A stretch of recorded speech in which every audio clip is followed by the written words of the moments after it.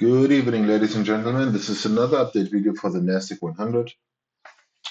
And I had some requests because the wave count or the degrees were not really clear for everyone. So I gave them another colors and I changed the degree a little bit to make it more visible for you. Okay, there are two scenarios right now on the chart. The first one is that and I can explain it to you, that we're going to top here in this minor B wave. Okay, the minor B wave would consist of an ABC structure labeled in the white A, B, C of minute degree. Okay, because the minor B wave would consist of three waves of minute degree. Okay, that is this part, this part, this part. So that would be the orange scenario. And I just want to make it really clear and likely most easy to understand that if we are in the orange count, okay, which is still on the table, don't get me wrong, um, we need to finish here, okay? And that means when we hit our target top here, we expect much lower prices again to take the previous start of that sequence up. And at the moment, that is still on the table, as I said. And side by side right now, we're running the different count, which suggests higher prices, which would be short and long term more bullish right now. And that consists of also, or let me just say it like that, we need 5 waves up: wave 1, wave 2, wave 3, wave 4, and wave 5. And then we would finish our minor degree wave 1, which is the same degree as this B wave, okay? And that would consist of 5 waves, as I said, and that is the green count, which is wave 1, wave 2, wave 3, the wave 4 pullback, which I still expect, and another high in the fifth wave. That then would finish our first move to the upside in minor wave 1. And if this is the case, and that's why I'm suggesting and talking about the next pullback we are getting, this pullback here will tell us the story. Okay, that pullback will tell us which decision or which route the market will take. Because if we consider that we're going to top or that we're going to get our minor wave 1, which is the green count, we need one more lower high in the fourth wave and one more high in the fifth wave.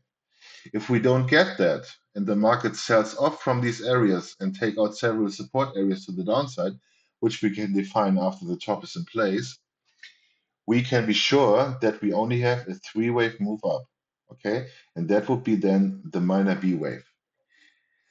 And that is, that is the relevance of this pullback, I suggest. If we hold corrective structure to the downside and get this one more high, we can be sure that we are in the more bullish scenario, which would then finish minor wave 1, then we get a minor wave 2, and so on, and we move to the upside. And that is at the moment still not clear because at the moment, and this is what I'm talking about the last weeks and months, that we still only have 3 waves up. Okay, as long as we're having these 3 waves up, we could easily be in this orange B wave, which would be the minor B wave.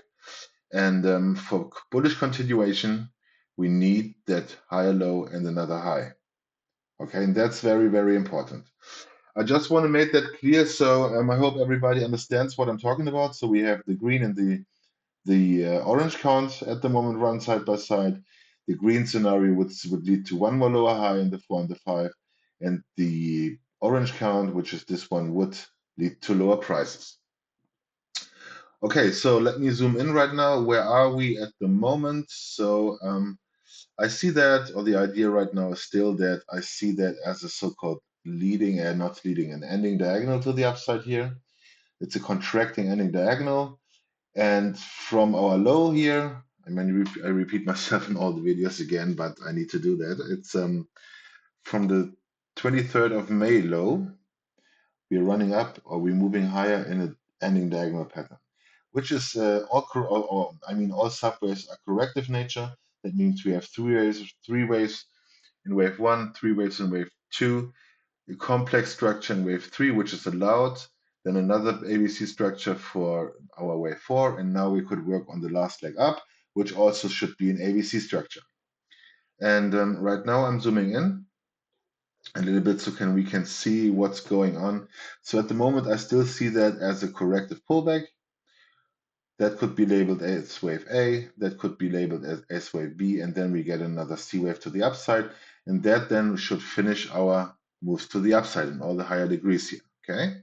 And then it's the part right now, where are we? So in either way, in either the green count or the minor B wave, which is the orange count here, I would see it as soon or near top in play. Okay, it's not that I expect direct shoot up from here. I do expect that we come into my target area, and let me just remove all of that.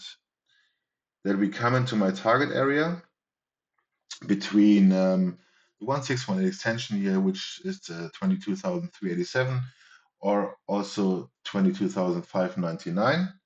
It depends on how long this correction to the downside will be, because we don't want this fifth wave to be longer than the third wave. And we can measure that right now, and I can show you how we can do that. So we now compare the length of the wave 3 to the length of wave 5. Just try to make that as accurate as possible. And we want the 100% and the 38.2. And the 50 we can also throw. Okay, so normally what we want to do is to finish the correction before the 38.2 extension, pip time extension. The actual move or the duration or the length of that fifth wave should be completed within the 25th of June. That is that is a time window that we can be sure that the duration or the length of the fifth wave is not longer than the duration of the third wave.